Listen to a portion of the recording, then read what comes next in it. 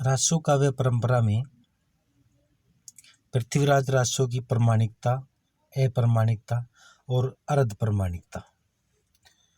यह महाकाव्य 4 भागों में उपलब्ध है: वृहद रूपांतर, मध्य रूपांतर, लघुतर रूपांतर और लघुतम रूपांतर। पृथ्वीराज चौहान 12वीं शताब्दी में दिल्ली और अजमेर के प्रसिद्ध वीर योद्धा और सम्राट थे। अपनी सर्वगुण संपन्न और वीरता से संयोगिता से विवाह संपन्न हुआ। इनके पिता वीर सोमेश्वर थे।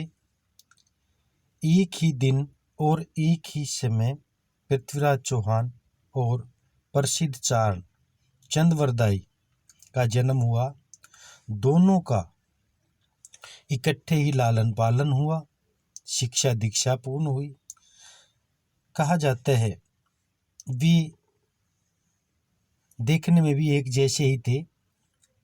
जब कभी वे घोड़ों पर बैठकर दिल्ली की सड़कों पर से गुजरते तो यह अनुमान लगाना मुश्किल हो जाता कि इनमें से कौन पृथ्वीराज है और कौन चंद्रवरदाई। इसीलिए विद्वान चारण और विद्वान कवि ने पृथ्वीराज के जीवन का चित्रण किया। अपने रासो ग्रंथ में कहा है,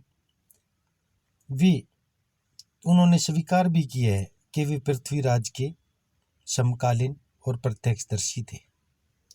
आज यह पृथ्वीराज रासो महाकाव्य विवादास्पद बन गया। इस दृष्टि से आलोचकों, समीक्षकों, विद्वानों के वर्ग इस महाकाव्य को प्रमाणिक तथा अप्रमाणिक कृति मानते हैं। अप्रमाणिकता का मत। आलोचकों का एक ऐसा वर्ग है जो इसे सर्वथा जाली ग्रंथ मानता है। इसमें डॉक्टर बुलर महोदय इसे सर्वथा जाली ग्रंथ मानते हैं। बुलर को कश्मीर के राजकवि जयानक द्वारा रचित संस्कृत में रची हुई पृथ्वीराज विजय नामक एक खंडित प्रति मिली, जिसकी तुलना रासो से की गई। रासो में वर्णित सभी घटनाएं उससे मेल नहीं खाती। न केवल तिथियां और संवतों में अंतर है, बल्कि उसकी सभी घटनाएं और नाम भी मेल नहीं खाते। शिलालेख भी भिन्नता दर्शाते हैं, जिनकी तिथियां भी रासो ग्रंथ से मेल नहीं खाती। डॉक्टर बुलर के अनुसार पृथ्वीराज विजय में पृथ्वीराज की माता का नाम कर्पूर देवी है, जो त्रिपुरी के राजा की कन्या थी, परंतु रासोकार ने पृथ्वीराज की माता का नाम कमला देवी माना है। पृथ्वीराज विजय में पृथ्वीराज को सूर्यवंशी कहा गया है, जबकि रासोकार ने उसे अग्निवंशी वंशीय स्वीकार किया है। इसी तरह अगर बात की जाए जो डॉक्टर बुलर है, उपरोक्त तथ्यों के आधार पर इस ग्रंथ को झूठा या अप्रमाणिक मानते हैं। अगर मुंशी देव प्रसाद जी को बात की जाए तो रास्य को अप्रमाणिकता स्पष्ट करते हुए वो कहते हैं कि पृथ्वीराज के हाथों कुछ राजाओं के वध की बात भी कल्पित दिखाई देती है, जबकि इतिहास इस बात का साक्षी है कि जैसे गौरी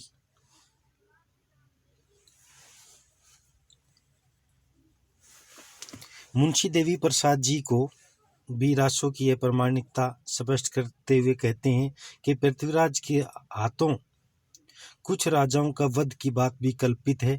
ऐसा कहा गया है कि चंद्रवरदाई ने गौरी की मृत्यु पृथ्वीराज के हाथों दिखाई है, जबकि इतिहास इस बात का साक्षी है कि गौरी की मृत्यु तो गखड़ों के साथ युद्धों में हुई थी। अब सुप्रसिद्ध समालोचक गौरी शंकर हीरा चंद ओझा भी इसे जाली ग्रंथ मानते हैं। उनके विचार में रासो ग्रंथ में चौहान वंशावली के 44 नाम वर्णित हैं, जबकि पृथ्वीराज विजय एवं शिलालेखों में केवल 7 नाम ही मेल खाते हैं। पृथ्वीराज की बहन प्रथा का विवाह राजा समर सिंह से होना चंद्रवरदाई ने स्वीकार किया है, लेकिन इतिहास और शिलालेखों के अनुसार उनकी मृत्यु तो सन 1358 में हुई। रासो ग्रंथ से यह अंतर 100 वर्षों का है। फिर इस ग्रंथ में सच्चाई क्या है? चंद कवि ने रासो ग्रंथ में पृथ्वीराज के 11 से 36 वर्ष की आयु तक 14 विवाहों का उल्लेख किया गया है। पृथ्वीराज की पत्नियों में शशिवर्ता, हंसावती और पद्मावती से विवाह करना भी कल्पित प्रतीत होता है, क्योंकि इन पत्नियों के पिता इतिहास में सैकड़ों वर्षों बाद हुए। पृथ्वीराज के जन्म पर भी विवाद है। कवि चंद के अनुसार पृथ्वीराज का जन्म संवत 1200 माना है। केवल यह बात ही रासो को जाली मानने में सहायक है। प्रामाणिकता का मत। जिस प्रकार रासो महाकाव्य को अप्रामाणिक और जाली बताने वाले समीक्षक हैं, उसी प्रकार आलोचकों का एक वर्ग ऐसा भी है जो इसे सर्वथा सत्य पर आधारित और सही ग्रंथ मानता है। इनमें डॉक्टर गिरिशन महोदय कवि चंद को पृथ्वीराज का समकालीन मानते हैं। निश्चय ही उसने इस ग्रंथ की रचना की है। वह पृथ्वीराज के जीवन का प्रत्यक्षदर्शी है। यदि इतिहासकारों ने पृथ्वीराज के जीवन की घटनाओं को तोड़ मरोड़ कर प्रस्तुत कर दिया तो इसमें भला चंद कवि का क्या दोष? बाबू श्याम सुंदर दास का मत है कि रासो काव्य में तत्कालीन युग प्रतिबिंबित हुआ है, क्योंकि चंद्रवरदाई नाम के किसी कवि को पृथ्वीराज के दरबार में होना निश्चित है। उस समय अपने आश्रयदाताओं के विषय में रासो ग्रंथ लिखने का